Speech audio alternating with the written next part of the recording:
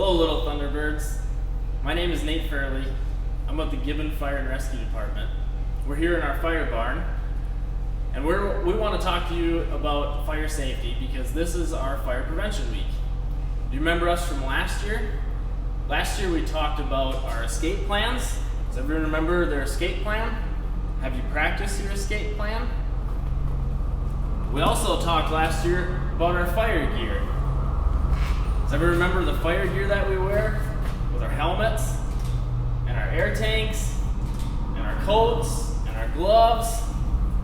This is Kyle. Can everyone say hi, Kyle? Hi, kids. So this is important for us so it keeps us safe, but it makes us look a little weird. Makes us look like we're maybe a little scary, but we're not. We're here to help you. So if you see somebody dressed like this, we're there to help you. Thanks, Kyle. Everyone say bye, Kyle. Bye, kids. So sorry we couldn't be there with you, but we hope to bring you just as much good information this year. This year's theme for our Fire Safety Week is serving up fire safety in the kitchen. So let's go to Dana's house to learn more about safety in the kitchen. Does everyone remember Dana? Say hi, Dana. Good morning, GFW students. I'm Dana Litzel with the Gibbon Fire Department, and I'm going to discuss cooking safety with you and your class. This year for fire prevention, our slogan is serving up fire safety in the kitchen. So here I am, serving up fire safety from my kitchen to you. It's important we cook with safety because cooking fires are the #1 cause of home fires and home fire injuries. The most common cause of fires in the kitchen are because cooking was left unattended. So the #1 rule is stay in the kitchen when you're cooking. There should always be an adult in the kitchen or nearby. If you have small children in your home, they should always stay 3 feet away from hot surfaces, such as your stove and oven.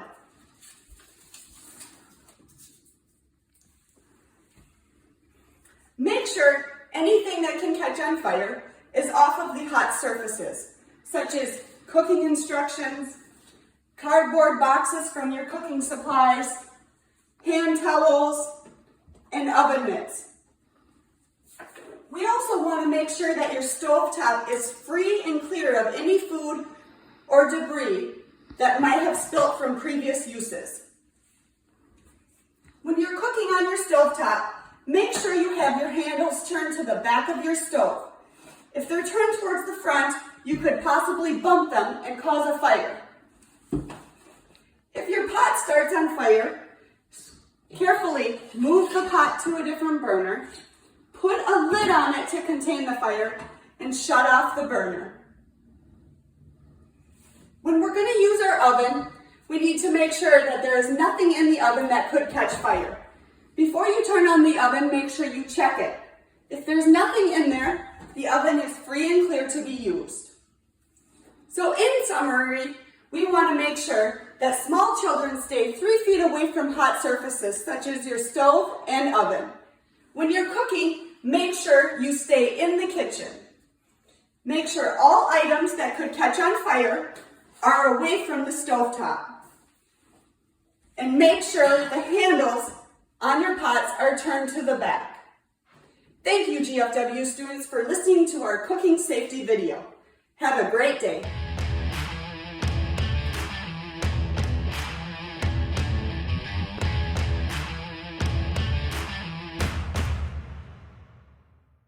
Thank you, Dana, for that great information on fire safety in the kitchen. Hey everybody, my name is Jason. I'm also on the Gibbon Fire Department. I'm just here to give you a quick tour of our fire truck. Come along with me and I'll show you a few things.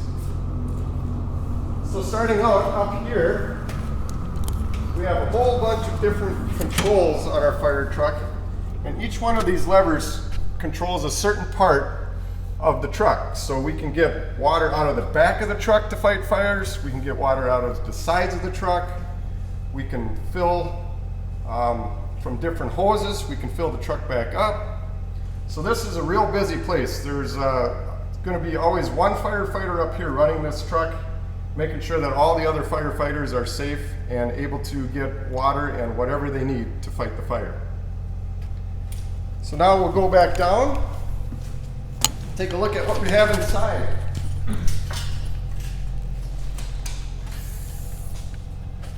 So right here we have a whole bunch of different size nozzles that we can put on our hoses. We can spray a lot of water, especially with big nozzles like this. What else do we have? We have air tanks. So these are what goes on our backs, give us fresh air, and we can go into the fire and breathe fresh air instead of the nasty black smoke that we don't want in our lungs. What else do we have?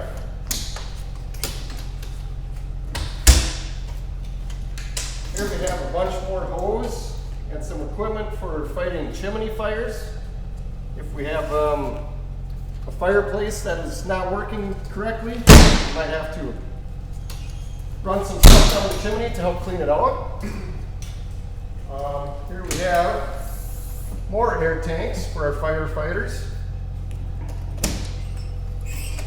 Here we have a little generators for more power in case we need extra power or the power is out during a thunderstorm or something like that. Come around to the other side. Back of the truck, we have a fan to help give us some more fresh air when we're in the fire, help get the smoke out of the building. Keep going to this side.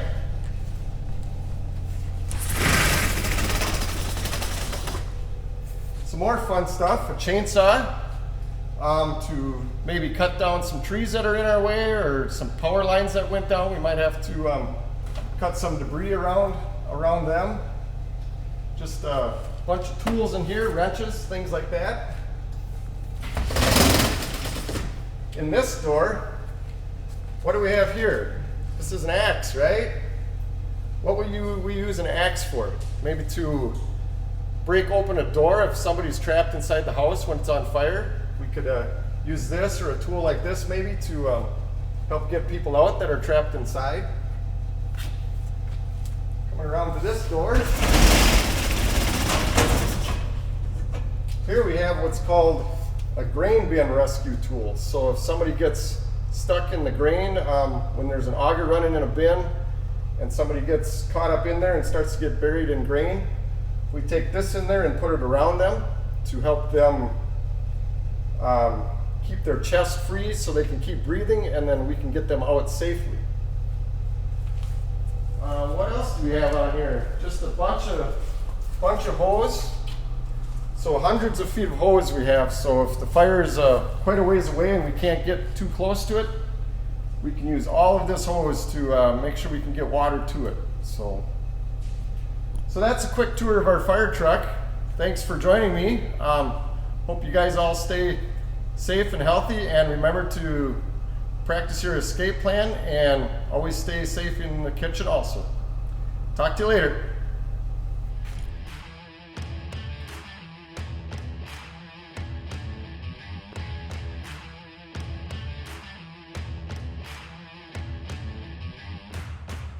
All right, thanks Jason so much for the tour of the fire truck, and we are going to continue with serving up fire safety in the kitchen. So we have a little game of things that you might see in your kitchen, and the game is called hot, not hot, or sometimes hot. So we have some items here that you might find in your kitchen. We're going to go through them one by one, and then it's your guys' job to say if they're hot, not hot, or sometimes hot. All right, so are you guys ready?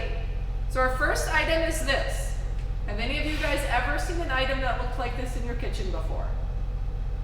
Does anyone know what this is called?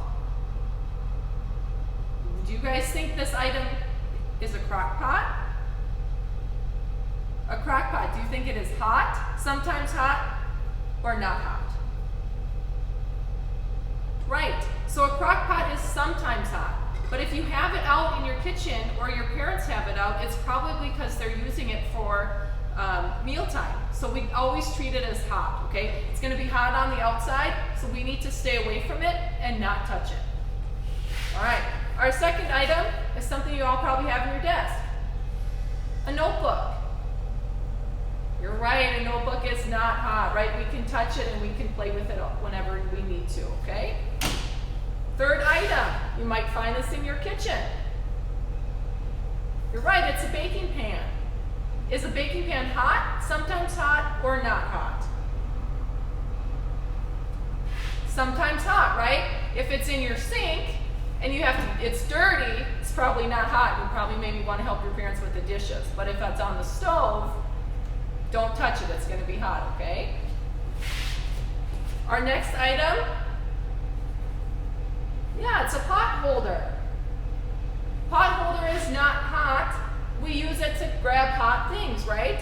So we can protect our hands when we grab a pot that's hot. So a pot holder is not hot. How about this? Now this is a squeaky dog toy.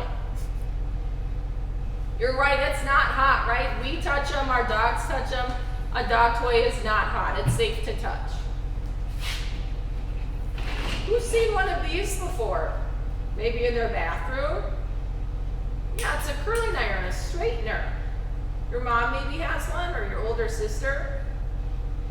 And we treat them as hot all the time, right? Because if we touch these, our fingers are gonna get burned, okay? Especially if they're plugged in.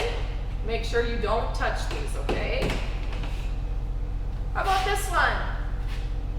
Yeah, an apple, good. Is an apple hot, not hot, or sometimes hot? Never hot, right? We can eat them all the time. We don't have to wait for them to cool off or anything like that. They're not hot. How about this item? A coffee mug, good. And they're sometimes hot, right? If I have coffee in here, the outside of it gets hot, so I need to be careful. It's sometimes hot, good job. How about this item? This is a lighter, okay? And we don't play with lighters because they're sometimes hot, right? Flame fire comes out of the top of these, they're hot. So if you ever see one laying around your house in the kitchen, on the coffee table, on the floor, make sure you tell an adult where it is, okay? Don't touch it because we just learned it might be hot, but we need to tell an adult so then they put it somewhere safe, all right? Two left. This is an easy one, it's bug spray. And bug spray, you're right, is not hot ever, okay? So we can use it if outside, okay? Don't spray this inside your house. And the last one, yep, a candle. Is a candle hot, not hot, or sometimes hot?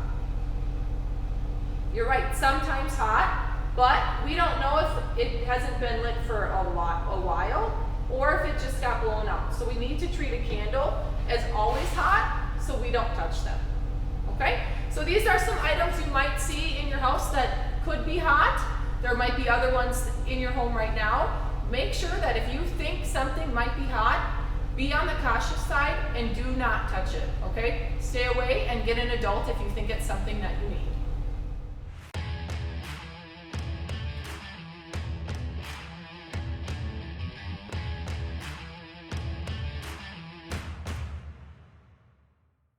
Wow, that was a lot of great information. Dana taught us safety around the stove. Jason showed us the cool truck and all the cool tools that are in there. Andrea helped us understand what is hot, not hot, or sometimes hot. Your teachers are going to be giving you a packet of information. You're going to have a coloring sheet and some safety sheets that we want you to bring home to show your parents. So make sure you bring it home and tell them tonight what you guys learned today. Remember, to be safe, have an escape plan, practice it, and practice safety in the kitchen. We left you guys with a little gift. This is just a lanyard for your masks. So make sure you enjoy it and use it. And go Thunderbirds.